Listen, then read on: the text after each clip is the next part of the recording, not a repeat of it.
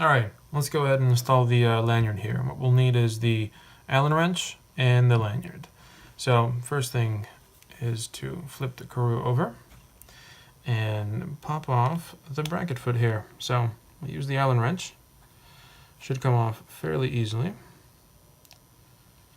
Unscrew the middle screw here. There we go. Set it aside and pop the foot off. There we go. So now you guys will see there's a little hook here in the middle.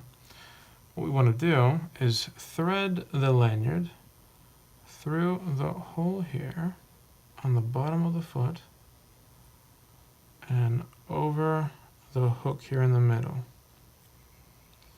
Now maintain a little bit of tension just so it stays in place. Flip it over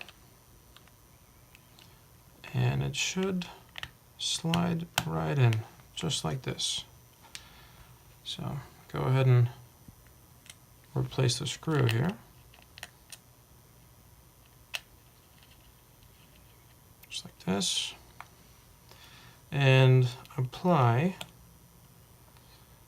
good enough tension just by hand so as to it comes to a stop just like this. And we should be good to go here. So following this, we'll show you guys how to install it on the handlebars. Thank you.